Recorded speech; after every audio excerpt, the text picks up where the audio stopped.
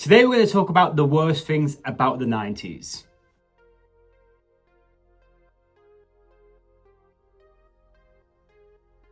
Now that I have your attention, I was on Reddit the other night and I came across a thread where people were talking about the worst things about the 90s.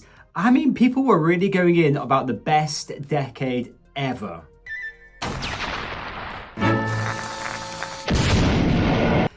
And judging from the comments, it looks to be people who were from the Gen Z era. So what I've decided to do was pull out 20 of the so-called worst things about the 90s, and I figured let's just rank them. Could we actually live with them again? Are we happy that they've gone? Or is it kind of like a tie? And if we could live with them again, then they're Team 90s. If we're happy that they're gone, it's 1 point to Team 2025. And if it's a tie, it's 1 point to each team. So let's jump in. Blockbuster late fees. Now, if you were growing up in the 90s, you definitely probably had a Blockbuster late fee at some point in your life. How this actually worked was you would rent your movie for a couple of days or your game, you'd take it home, and if it was taken back late, you'd get charged $1, or I think in the UK it was like 50p per day for every day it was late. So if you were late for 3 days, it's $3. Now, what you could do to actually take this back is just return it in the Dropbox so that when you told your mum and dad they had to go back, they didn't know it was actually returned late.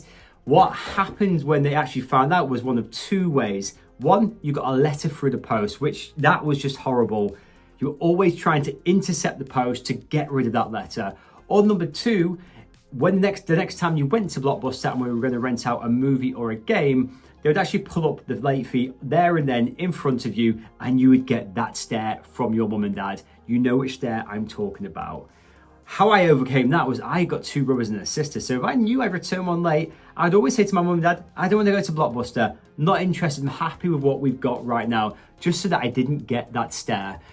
But ultimately, Blockbuster late fees were kind of one of the demises of Blockbuster. And if you think about it, imagine watching a series on Netflix now and having to pay because you didn't finish it on time. In the year 2000, Blockbuster made $800 million from Blockbuster late fees. It accounted for 16% of their revenue and ultimately led to one of their major bits of their downfall. For me, Blockbuster late fees, whilst I loved the experience of it, I loved the drama of it, I've got to give the first point to Team 2025. Calling your crush and the parents answered the phone. Now, back in the 90s, if you liked a boy or a girl, you'd be passing notes in class and you'd be trying to get their landline number. I need you guys to keep in mind that on our mobiles, we could only make 3 calls after 9 p.m. and we couldn't use all our credit during that period because often we just didn't have any. And that was if you were actually lucky enough to have a mobile phone. Most of us weren't. So you get the landline number, you get home from school and you'd dial. And either mum or dad would answer the phone. And you had 2 different strategies for each one. With mum, it was a little bit easier. It'd be, oh, hello, Mrs. Anderson, is Pamela there? And usually just a few pleasantries asking how the day was, you'd overcome mum. It's fairly straightforward. She'd just shout, Pamela, Ash is here. Dad, on the other hand, was a different beast altogether. You need to remember that dads of the 90s wouldn't ask to go to the pub. They wouldn't do the run-up like we did. They would just say, going to the pub, and they would leave. And sometimes they wouldn't be back for like 2 or 3 days. That's just kind of how things were. So if Dad answered the phone, it'd be like, oh, hello, Mr. Anderson, how's your day? And be like, yeah, hi, who's this? I'm like, oh, hello, it's Ash from school. Is Pamela there? And you go, okay, what do you want? I'm like, oh, I would like to speak to Pamela. Okay, I'll see if she's interested. Pamela, some lad on the phone from school for you. And then she'll go, oh, well, who is it? And then the dad will go, what was your name again? And you go, oh, well, it's Ash. And you go, right, yeah, some lad called Ash. Do you want to speak to him or shall I put the phone down? And then you'd have to just hope that the girl was interested enough to come and answer the phone. Honestly, it was jeopardy. It was absolute chaos. It's also one of the reasons why I think a lot of millennials are pretty good at problem solving, because you had that to overcome just to speak to your crush. Now, for me, I could live with this again. I think that the kids of 2025 have too many communication methods to try and speak to people. I always think the romance has been lost a little bit. Like, you actually like somebody, make the effort. Instead of just sending the text message or the Instagram or whatever, like today's love language is sending a reel to somebody. No, I would love for kids today to experience what we experience. So for that and that reason alone, I could live with this again. It's Team 90s all the way on that one. Get off the internet, I need to use the phone. You heard that from your mum so many times. Or if you were playing a game like on Miniclip, or you were searching for Blue Waffle and the phone picked up, you would shout, "Get off the phone, I'm using the internet."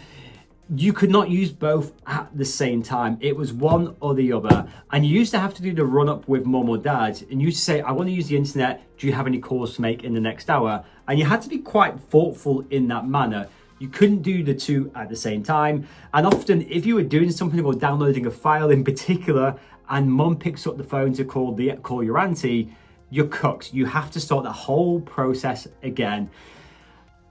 I mean, thinking about it, it's an obvious one. This one does go to Team 2025 because imagine trying to do both of those things. Whilst experience-wise, I think every kid should experience this. I would love to go back and experience it one more time. But the practical reality is I actually think this one goes to Team 2025, but the 90s are still the best. If you gamed in the 90s, you'll understand that there was no autosave. If there's a power cut, all your progress was lost. If you were playing Metal Gear Solid for a few hours and you just needed a break, you put it on pause and you just wandered around the house. Or if your friend knocked on, everyone was going to the creek, you're pausing the game and you're going out. It could be 2 hours, it could be 10 hours. It doesn't matter. You just left the game on pause. Now you have to remember in the 90s, we were often left at home by ourselves or with your slightly older brother. They're responsible looking after for 3 or 4 kids. And that's just how things were. So you come home and hope to God, mum and dad hadn't got home and just turned the console off. The amount of arguments we got into about that happening was crazy. They didn't understand how important that was to us, and well, we just didn't understand electricity costs. So could we live with this again? Should it be put in the 2025 pile? For me personally, I could live with this again. I'm not a massive gamer. Everything that I game is from the 90s and 2000s, which I just generally can't save anyway. So for me personally, I could live with that again. I think for you watching this, if you are a gamer, it would be really, really frustrating and you'd be quite happy to never see it again. For that reason, I'm going to go for tie on a personal basis, 90s, but basically look at this more pragmatically. I think a tie edging towards 2025 on this one. Heading back to Blockbuster, they used to have to put these stickers on the VHS tapes, which says, "Be kind, rewind." And the reason for that was quite simply, we'll be watching the VHS movies and we were taking them back without rewinding them, which meant that by the time you'd actually asked mum and dad to go to Blockbuster, they've driven you there, you spent half an hour in the store trying to pick out your movie, you get it home after driving back, and you then got to wait 2 or 3 minutes for this tape to actually rewind. Now just think if you got the Titanic VHS, which was 2 VHS tapes, just to watch one movie, which is insane. You'd have to rewind 2, which could be 4 or 5 minutes of time. They had to put these stickers on it just to make sure that we actually did it. It was really, really irritating when you got one and it wasn't wound back. It really, really was annoying. And I'll be honest with you, imagine trying to watch a Netflix film now and having to rewind it every time you wanted to watch it. It's pretty infuriating. Whilst I love the experience of it, and for me, Blockbuster should be here today. If Blockbuster was here, I'd be there. I would not be watching Netflix. But based upon what we have today, I'm pretty sure everyone agrees this is a Team 2025 point. Having to use a Game Boy Wormlight to play on your Game Boy in the dark. It's 1999, you're in the back of your mum and dad's car, and you're driving home from grandma's house, and you've got your Game Boy Color here, you're playing on Pokemon, and you don't have a Wormlight. What you're having to do is in between every lamppost, every time there's a little bit of light coming into the car, you're going a couple of steps, you're clicking a couple of buttons just to keep the game going. And then you're getting home and you're having to use a torch underneath the bed sheets when your mum and dad think you're asleep. Obviously you're playing your Game Boy still. That was what we had to do if you didn't have a Wormlight. Now for me, growing up, Wormlights were for more the middle to upper class people because they were quite expensive growing up, or at least they were to a family like ours. So Wormlights were an absolute game changer for Game Boys, and they just worked and they were incredible. If you had that, you could play on the Game Boy on the way from grandma's house from start to finish. You're underneath the covers just playing it. It was absolutely a magical invention. Let's fast forward to 2025. Let's just say you're playing a game on your iPhone or on the Nintendo Switch and you didn't have the backlight that they have now on these devices, and you had to get an additional light switch to that. You'd probably be quite annoyed that you spent that money without that, and I guess most of us just couldn't live with it. Personally speaking, I think it's a magical invention.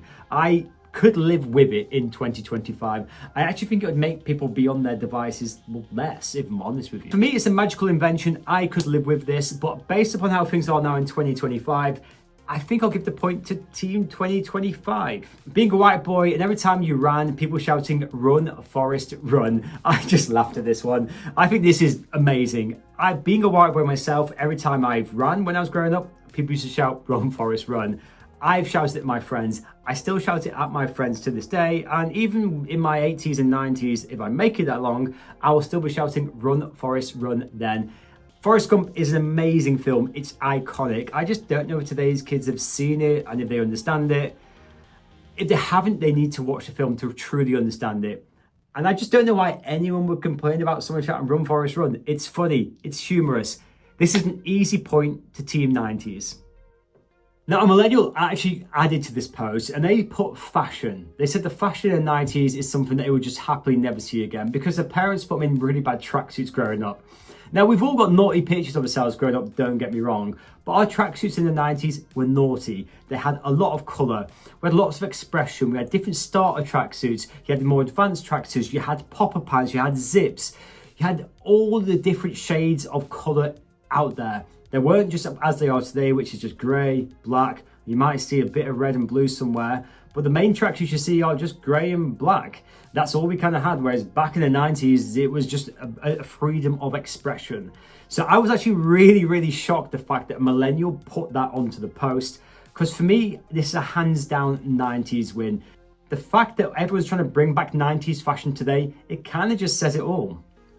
Going to the video store and the video store not having your movie in. Now, if you were lucky enough on the Friday evening for your mum and dad to say, "Do you want to go to Blockbuster or do you want to go to the local video store?" It was like one of the most iconic 90s moments that we could have ever had. It was always an instant yes.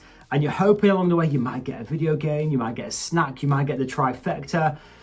But you get there. What they used to do, you used to have new video releases and to have a certain amount of those films actually available. Don't know the amount, but let's just go for 10. So once those 10 movies are rented out, you don't get a look in. You cannot obviously rent that movie. And then you have to just mooch around the store and try and find something to rent. So if you got there and there's a specific new release that you wanted to watch and it was already rented out, it kind of sucked. But it also taught us different things about, well, actually, you might have wanted to watch that, but what else could we actually watch? If you spend half an hour in there, you choose something random, you get home, it's either great or it's terrible.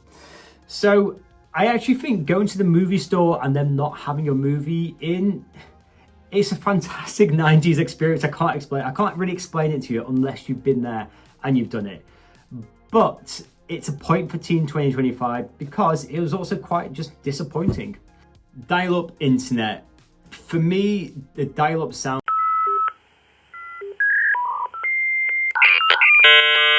is, well, it's therapy, isn't it? Whenever you hear that sound, it just takes you back to that moment of we're just having to wait to connect to the internet.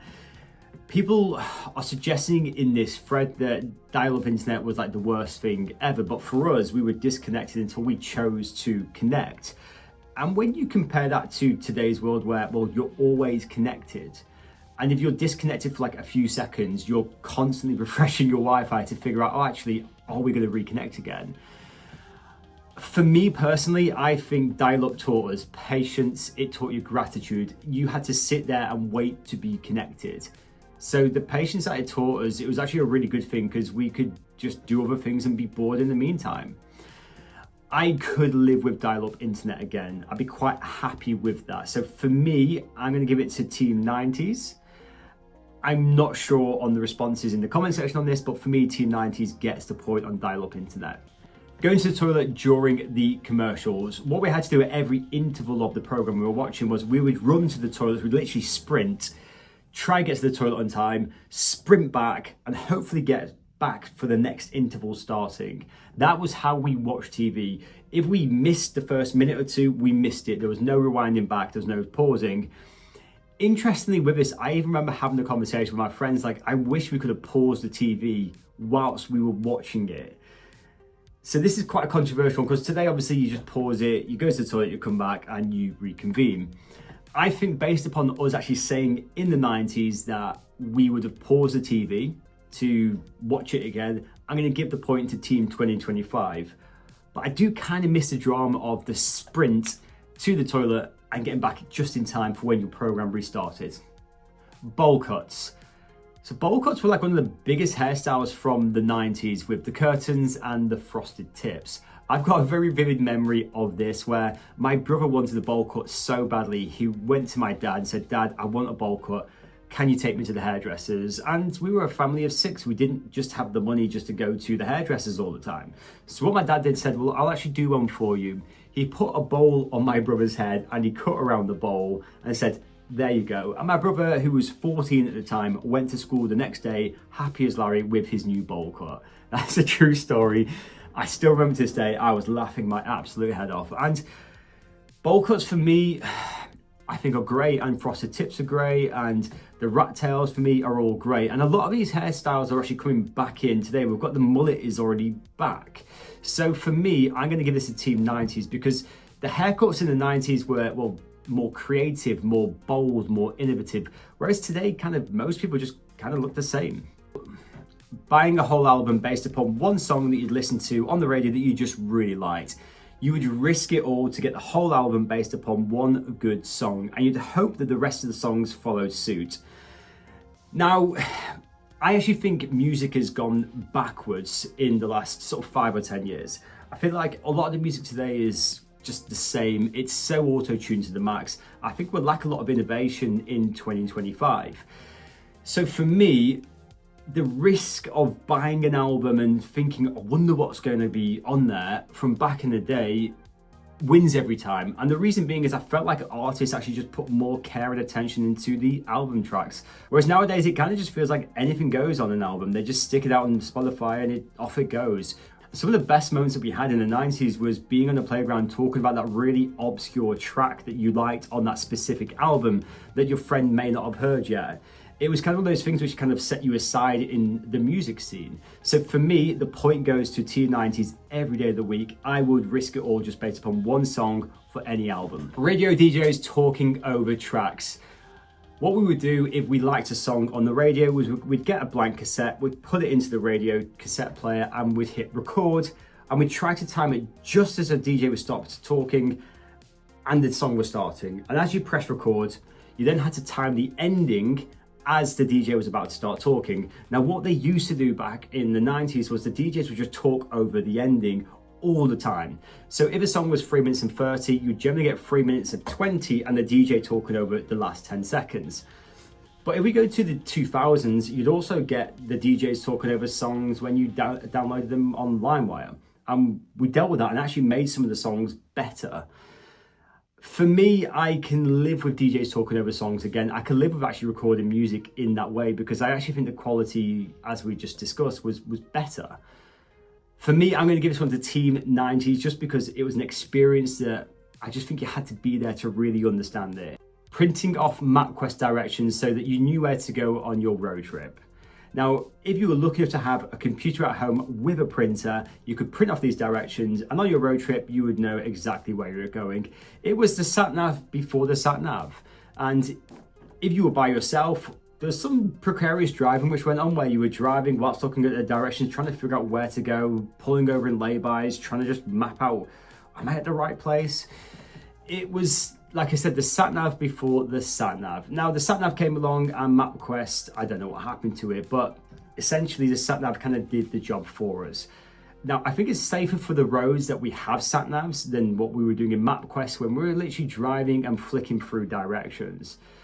The great thing about MapQuest was it felt more like a journey, more like a road trip. Kind of getting lost was one of the fun bits of MapQuest.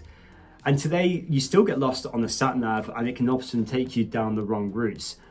I'm going to say, well, for me, I'm torn with this one because I could live without it again based upon the experience of going on an adventure.